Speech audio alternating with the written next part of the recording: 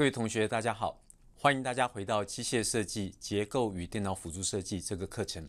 我是原治大学机械系徐业良教授。然后我们这个单元最佳化设计呢，前面提到设计者在最佳化设计的过程中间最重要的工作就是建立最佳化设计的数学模型。所以在这里我们要用一个很简单的例子悬臂梁设计来讨论一下最佳化设计的数学模型的建立。那这个悬臂梁设计的这个问题呢，长得像这样我们有一个简单的圆形截面的悬臂梁，然后它的长度是 L， 然后它在尖端有一个 F 的受力，它的半径是 R， 所以这个悬臂梁真是太简单了。但是我们怎么样从这个简单的悬臂梁问题里头，我们讨论一下最佳化设计的数学问题，它的一些数学模型，它的建立的方式，跟它的数学模型里头一些专有的名词。所以照我们先前提到这个最佳化设计的程序，第一个步骤是要列出这个设计问题的设计需求。那我们这个简单的悬臂梁设计问题，它有什么样的可能的设计需求呢？如果大家可以想想也许我们希望这个悬臂梁重量轻一点，好不好？重量要轻，节省一点材料，也节省一点成本。那重量轻之外，如果重量轻，它就可能会越来越细，越来越细哦。那越来越细的话，它也许它的刚性不够，它的变形量就会大，是不是这样？那所以我们就说另外一个事情是长度不能太短，它的长度要跨到一个长度，而且它的受到负载的时候，应力不能太高。那受到负载的时候，尖端的变形量也不能太大。所以这四个这个设计的需求，就可能是我们面对这个设计问题的时候，我们先把我们的设计需求列出来，讲用一个比较抽象的方式，不是一个很数量化的方式，把它列出来这四个设计需求：重量要轻，长度不能太短，然后应力不能太高，然后它的尖端变形量要小。把这个四个设计需求列出来之后，我们接下来就要开始去做这个最佳化设计的数学模型咯。那所以我们先前就提到，什么叫最佳化设计？选择一个最好可能的设计。那这个最好呢，代表的是目标函数，代表是这个最佳化设计模型里头，我们要有一个目标函数。这个目标函数怎么来呢？事实上，我们刚刚提到，我们有四个不同的设计需求。这个四个不同设计需求，我们要在这四个需求里头选择一个人当成我们的目标函数，当成一个我们的最好的评估的标准。那这个目标函数呢，我们有时候把它叫做目标函数 objective function， 或者有的时候有人叫做性能指标 performance index。那在这个最佳化设计里头，大家就会想说我有四个设计需求，我难道不能把四个设计需求都让它最好吗？我能不能设计一个悬臂梁，重量又最轻，然后它的这个应力又最小，变形量又最小？哇，那这样真的是一个世界上最理想的悬臂梁了。但是通常这个想法通常是不可行的，是不是？如果重量轻的话，也许变形量就会变大，也许它的应力就会变大。所以这个时候我们就必须要有一点抵换性。那可是有一个这个最佳化设计的方法，它的确可以同时把这些设计的需求同时列为目标函数。那这个方法就叫做多目标最佳化 （multi-objective optimization）。多目标最佳化，但是多目标最佳化的问题因为比较深，它的数学上比较难，我们在这里就不打算去讨论它，我们还是以单一目标为主。那单一目标我们要选择谁呢？选择哪一个设计需求作为目标函数呢？这里我们把这个重量这个需求把它列为目标函数，把其他的需求列为限制条件。大家如果记得我们的这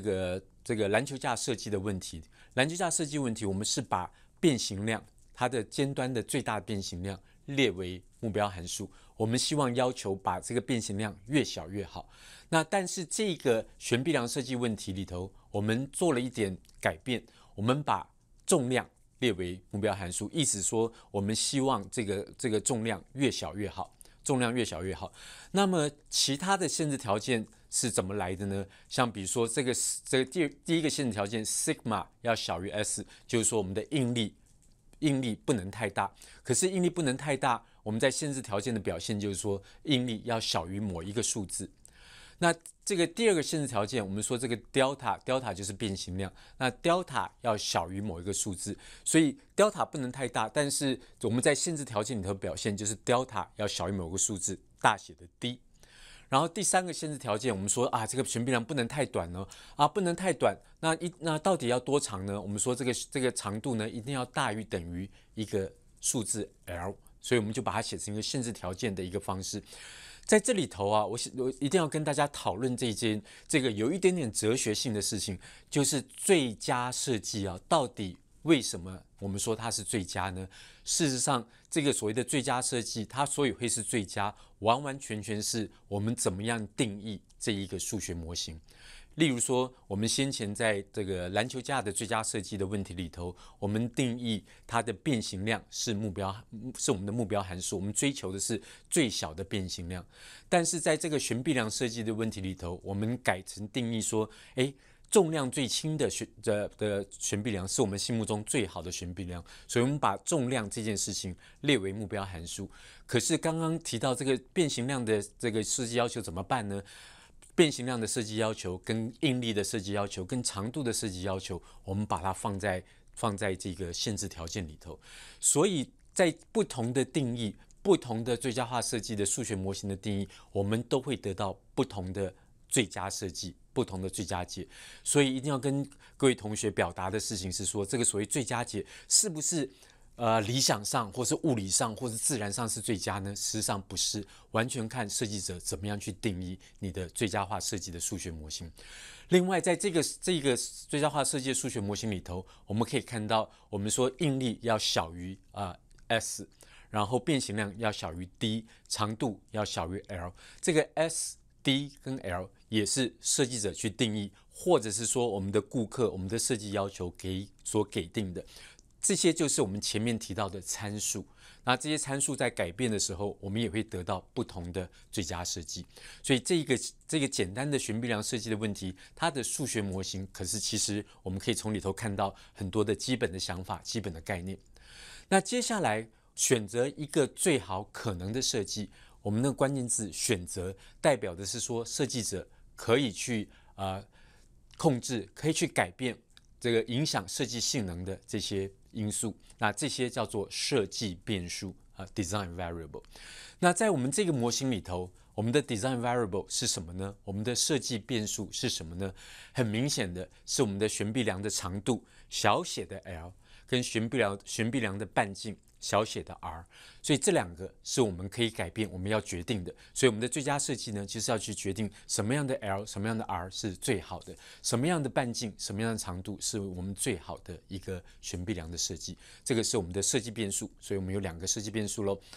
那事实上，这些设计变数在工程的问题里头，我们常常要面对的是离散式的设计变数。什么叫做离散式的设计变数呢？就是说这个设计变数它只能是几个固定的值。例如说我们的那个悬臂梁的半径 r， 这个 r 呢，可能我们在材料的选择上，我们这个 r 不可能是一个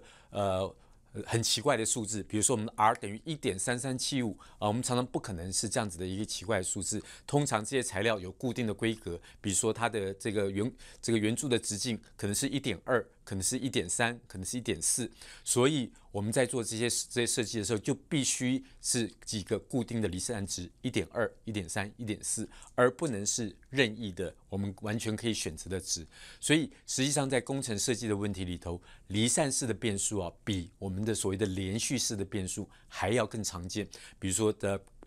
这个厚度材料的厚度，或者说刚刚提到这个，比如管件的内径、外径，或者说甚至材料的长度，常常都有一些固定的值，然后可以去选择，而不能是一个任意的值。这些就叫做离散式的设计变数。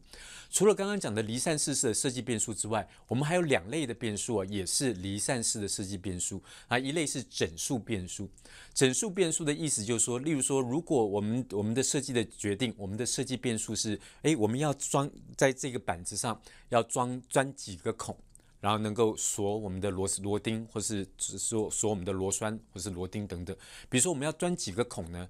我们可以钻4个孔，钻5个孔，可是不能钻4.5个孔，对不对？或者是说，如果我们要决定的是，比如说一个齿轮它的齿数，它的齿轮的齿数应该是多少？可能是18齿，可能是20齿，但是不可能是19.5齿，是不是这样？所以我们的设计变数在很多的状况之下，必须要是整数。这个时候我们面对的就是整数的设计变数。那另外一种设计变数叫做2元变数 （binary variable）。binary variable 的意思就是说，这个变数可能是0，可能是1。0跟1常常是一种有或是没有的决定。如果我们觉得，这个设计里头，我们需要加入这个元件，或者需要加入这个条件，那我们就把这个设计变数设为1。如果我们决定不需要，就让它设为0。所以0跟1的2元设计变数是常常在做有或是没有的决定。这个也是我们在设计变数，除了我们一般面对的连续式的设计变数之外，工程设计问题里头会要面对离散式设计变数、整数设计变数跟2元设计变数。那接下来我们再讨论一下设计参数。刚刚提到我们在这个简单的模型里头，我们有这个容许应力 S， 然后这个最大的我们不能超过的变形量，这个大写的 D， 还有我们的这个长度，我们长度一定要超过一个这个大写的 L， 这个 S、D 跟 L 就是我们所谓的设计参数。那这个设计参数刚刚也提到，就是说设计参数是设计需求给定的。常常是顾客给定的，他的要求，比如说，我这个长度就必须要大于1公尺，那我的变形量就不能小于，比如说10个米里，所以常常是我们的设计需求可以去给定的。设计参数跟设计变数的不同，就是设计变数是设计者可以决定、可以更改，设计参数是给定的，它在这一个设计的案子里头不能改。当然，在不同的设计的案子可能会有不同的设计参数，但是在这个设计的案子里头，设计者就已经没有办法改变了。当然，我们在先前也提到，当我们把最佳设计求出来之后，很多时候我们会做一些参数分析，去讨论一下，然后也回报给我们的顾客，或者告诉他们，如果我们的设计需求有一些什么样的改变的话，我们可以得到什么样的设计。但是为了避免跟这个设计变数有混淆大家不晓得有没有注意到，我们在这个模型里头，我们的设计变数这个 R 跟 L， 它的半径 R 跟长度 L， 我们是用小写的字母来代表。那设计参数 S、D 跟大写的 L， 这些设计参数是我们用大写的字母来表达。所以在这个数学模型里头，我们就可以提醒自己那个大写的S、大写的 D、大写的 L 是设计参数我们不能去改它那我们可以改变的事情是小写的这些设计变数 R 跟 L。除了设计变数、设计参数之外，还有另外一个类型的数字叫做常数。那常数的意思就是说，例如说什么？例如说圆周率3.1416。圆周率在所有的设计的案子里头，所有的物理的这个现象里头，它都是一个常数。设计者也不能改它，我们的顾客也不能改它，所以，但是在我们的设计的这个最佳化设计数学模型里头，常常有时候会出现这个常数。那所以我们也要特别注意，哪一些是设计变数，哪一些是设计参数，哪一些是常数。那我们把这些不同的这个变数、参数跟常数列在同样一个数学式子里头，然后大家在看这个式子的时候，会更有一个清晰的一个理解。那所以这一个小单元里头，我们就把最佳化设计的数学模型怎么样去建构，我们把它做了一个初步的一个说明。那接下来大家一定会觉得，这样的数学模型我们可以求得最佳解吗？这样似乎不够，是不是？所以在下一个小单元里头，我们怎么样把这样子的数学模型进一步的把它列成更为工程化、更为数量化的一些数学的公式，我们怎么样可以从这些数学的公式里头进一步去求得最佳解？